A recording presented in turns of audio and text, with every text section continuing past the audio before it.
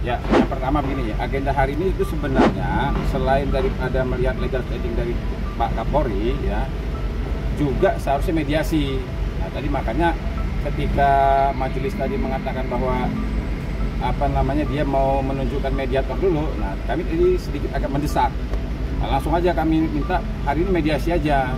Kenapa? Karena ini semakin lama mengulur waktu, semakin merugikan kita sebagai penggugat. Kenapa? Ini kan terkait dengan 7 terpidana ya yang sedang mengajukan PK. Nah, kalau seandainya ini segera cepat bisa dibuka, maka ini menguntungkan ya, bisa bahkan kami meyakini bisa memastikan membebaskan 7 terpidana. Nah, sehingga tadi kami coba mendesak majelis, cuman ternyata mereka tadi mengatakan bahwa sudah kita tunjuk aja dulu. Nah, tadi juga pihak dari Kapolri juga tadi sebenarnya mereka setuju juga. Nah, tadi begitu mereka sudah keluar, kemudian tadi sudah ditunjuk oleh majelis hakim mediatornya. Nah, cuma tadi ada panitera yang datang, tiba-tiba dia memberikan keterangan bahwa mediasi akan dilaksanakan tanggal 4 September. Ya mau gimana lagi kan? Jadi kita tunggu aja. Memang tadi cuma seminggu aja sih, jadi nggak masalah lah. Jadi kita tunggu nanti mediasi minggu depan kita mediasi. Mudah-mudahan kita doakan ya. Kita doakan Pak Kapolri menyadari bahwa kewajibannya untuk membuka CCTV dan handphone ini adalah kewajiban dari pihak kepolisian. Ya kita kan nggak tahu kan, tiba-tiba mediasi. Tadi juga majelis hakim mengatakan bahwa kalau mediasi nanti ternyata ada kesepakatan, maka langsung dibuat kesepakatan. Nah, kalau tidak, langsung aja. Bisa juga langsung dihentikan, langsung sidang berikutnya. Karena di dalam undang-undang ya, kalau di dalam undang-undang itu yang bertanggung jawab terhadap penyelenggaraan fungsi kepolisiannya adalah Kapolri. Nah, ini bicara undang-undang. Nah, bisa nggak Polda Jawa Barat kita buat? Ya bisa juga. Nah kita bicaranya undang-undang lah. Karena dalam hal ini sebenarnya ya, ini kan perkara sudah bisa kita katakan sudah nasional, bahkan internasional. Karena dari luar negeri juga sudah banyak juga perhatian kan. Bahkan yang kirim pesan saya itu ya, banyak yang berkomunikasi sama saya itu bahkan dari luar negeri. Taiwan, Singapura, Malaysia. Banyak benar nih yang berkomunikasi dengan saya ini. Bahkan nelpon. Nah, artinya perkara ini sudah bersifat nasional, sudah jelas. Nah, kalau perkara ini sudah bersifat nasional, idealnya Pak Kapolri lah mengambil alih. Apalagi kan kemarin Pak Kapolri juga yang berjanji. Pak Kapolri berjanji akan membuka perkara ini seterang-terang mungkin ya. Sudah membentuk tim dari Propam, Irwasum, sudah turun ke Cirebon, bahkan Presiden sudah angkat bicara. Nah, jadi sudah selayaknya dan sepantasnya ya gugatan kami ini kami tujukan ke Pak Kapolri. Agar apa? Nah, kalau ada keterlibatan Kapolda kan Kapolri bisa menindak. Jadi kalau saya ada keterlibatan dia, Kapolri bisa menindak. Artinya bisa bersih-bersih lah Pak Kapolri kalau seandainya yang kami buat ini ada Kapolri. Itu juga memiliki dasar menurut Undang-Undang Nomor 2 Tahun 2002, Kapolri adalah penanggung jawab terhadap penyelenggaranya fungsi kepolisian.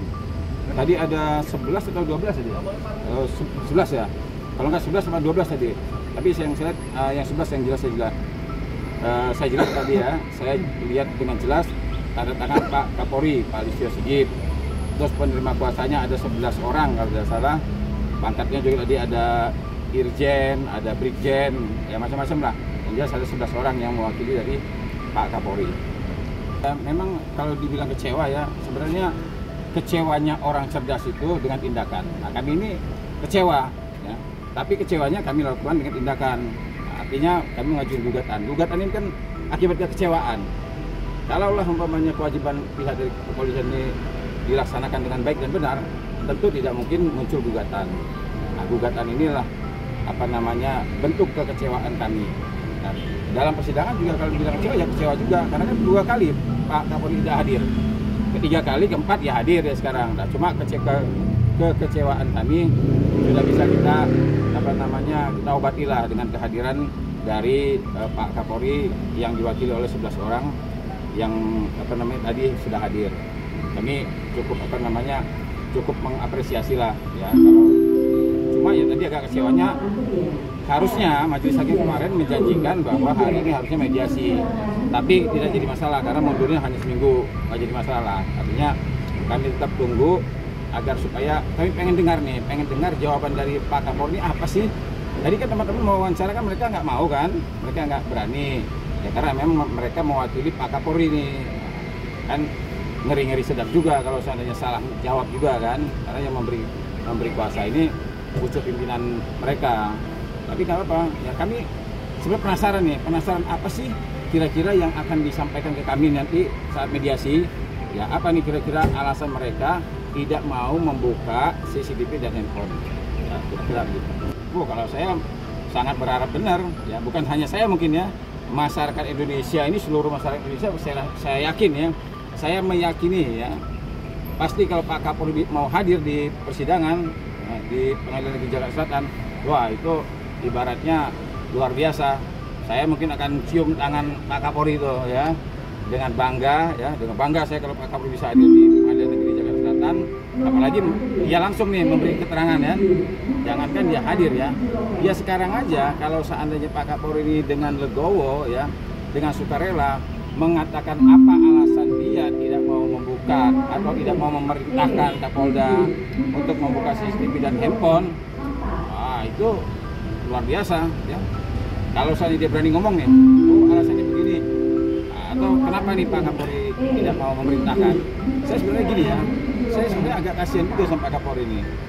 Pak Kapolri ini kan sudah ikhlas, sudah rela institusinya diserang sama masyarakat kan. Padahal sebenarnya kan kalau dia mau menyelesaikan perkara ini kan gampang. Orang Kapolri, pimpinan tertinggi, perintahin Kapolda, buka, bisa, buka, selesai. Buka CCTV, buka handphone, selesai. Panggil Pak Kapolda ngadap saya, ngadap. Pak Kapolres ngadap saya, ngadap. Nah, kan dia namanya Kapolri kan. Nah cuma saya nggak tahu ini kenapa kok Pak Kapolri sepertinya sudah ikhlas, rela institusi yang sebesar ini. Apalagi kemarin dia sempat membongkar perkara Pak Ferdi Sambo, kan luar biasa, sudah bagus. Nah sekarang ini kan luar biasa dihujat kan, masyarakat menghujat, kita menggugat, yang lain ya suara-suara yang tidak benar, tapi kelihatannya Pak Kapolri ikhlas, sudah rela. Saya nggak tahu juga nih, saya kasihan juga, tapi apa boleh buat lah, beliau mau diperlakukan seperti itu ya, mau ngomong apa kita. Pak Sugeng itu kan udah usianya di jauh dari saya kan, biasanya bapak saya juga usianya udah ini juga, kadang-kadang lupa juga dia, pak kacamata dipakai dia nanya kacamata kan. Jadi biasanya nih kalau kita masih fresh, kalau kita masih muda-mudanya masih fresh, jadi masih sangat hafal dengan undang-undang. Biasanya kalau sudah terlalu lama tidak berpraktek itu bisa lupa ya kan. Ya mungkin menurut saya kan faktor U juga mempengaruhi juga. Nah kalau dia katakan bahwa, apalagi dia dengan tegas mengatakan kan ditolak kata dia. Nah ini macam hakim aja dia, ya kan? Hakim aja belum tentu loh kan. Sekarang dia Pak Sugeng tuh ngomong begini, kenapa Pak Kapolri tidak hadir katanya? Karena dia sudah yakin bahwa perkara ini tidak mungkin dikabulkan. Nah inilah orang tua nggak tahu perkembangan. Pak Kapolri itu nggak hadir 2 kali, sekarang hadir. Ya kan berarti kan dia takut juga dong. Pak Kapolri juga takut bahwa perkara ini dikabulkan kan. Nah, dia mengatakan bahwa ketidakhadiran Pak Kapolri itu karena menganggap gugatan kami ini akan ditolak. Nah, padahal dia salah. Nah di sini itu salah nih Pak Sugeng kan.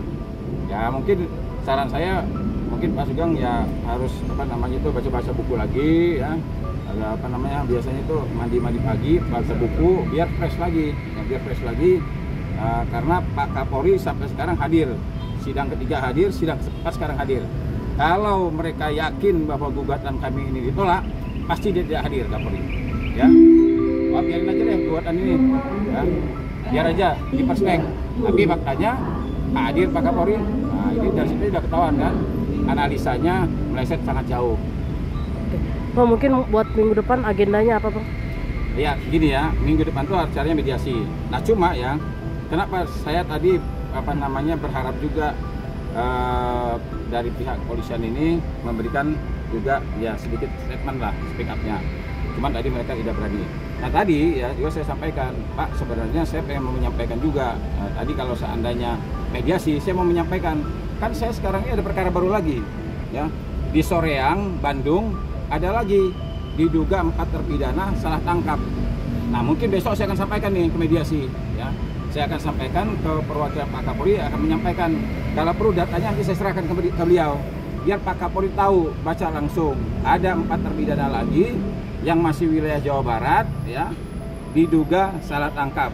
Nah, bahkan ya dari keempat orang ini ada satu namanya Muhammad Salman Al-Farisi, usianya 21 tahun ya, pemain sepak bola, masuk dalam Liga 3 Jawa Barat. Anak ini berprestasi, sekarang ada di dalam penjara di Lembaga Pemasyarakatan Jelengkong, Bandung. Dia dikena hukuman 7 tahun. Padahal ya, nih saya jelasin ini, padahal dia dituduh melakukan penganiayaan mengakibatkan orang mati, meninggal. Hari Jumat malam Sabtu. Malam minggunya si orang yang dikatakan yang dianiaya mati sama dia ini, malam minggunya tuh ada ketemu sama tukang parkir. Nah, tukang parkir sudah saya wawancarai, dia bilang, saya tanya sama dia, kamu kenal gak sama yang meninggal ini? Tahu, namanya Andri. Saya pikir dia salah. Wah, ini saksi salah nih. Kenapa? Yang meninggal namanya Aep. Nah, ini kebetulan namanya Aep juga nih, sama Aep. Jadi ada saksi Aep, ada juga sekarang Aep nih. Aep Hadian meninggal nih. Saya pikir orang ini salah. Dia mengatakan, oh saya tahunya namanya Andri, Pak. Tadinya saya pikir, wah ini jangan salah saksi nih, salah orang. Begitu saya lihat visumnya, ternyata di visumnya itu dijelaskan yang Aep ini meninggal ini ada tato namanya di sini Andri tulisannya. Jadi orang sana memang kenalnya namanya Andri. Nah, ini semakin memastikan, meyakinkan saya bahwa benar yang namanya Aep Hadian itu adalah Andri. Dan malam minggu ditemukan sama dia, memang datang tuh, dia datang membawa minuman, ya kemudian dia minum ada satu, membawa golok orang ini. Nah itu malam minggu masih ada. Nah sementara 4 orang ini dituduh melakukan penganiayaan sampai meninggalnya orang itu malam Sabtu. Nah ini biar Pak Kapolri tahu nih, kalau seandainya ya ini kita tidak hentikan ya cara-cara seperti ini, yakinlah nanti kalau ditemukan mayat di belakang rumah kita, ditemukan mayat di sekitar rumah kita, kalau tata cara melakukan penyelidikan dan penyidikan seperti ini, yakinlah pasti akan banyak orang salah tangkap. Kenapa? Karena nggak ada alat bukti yang mendukung, yang hasil dari metode scientific crime investigation. Hanya keterangan, iya Pak, saya melihat dia Pak, Pak saya melihat dia Pak, saya melihat dia. Nanti orang itu ditangkap. Sama seperti sekarang nih, ada mayat ditemukan, ada orang mengatakan, Pak kayaknya dia Pak melakukan penganiayaan, Pak dia melakukan penganiayaan. Akhirnya orang ditangkap. Sama seperti yang Ina kan.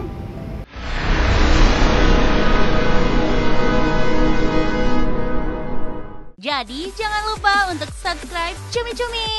Ditekan ya tombol lonceng merahnya.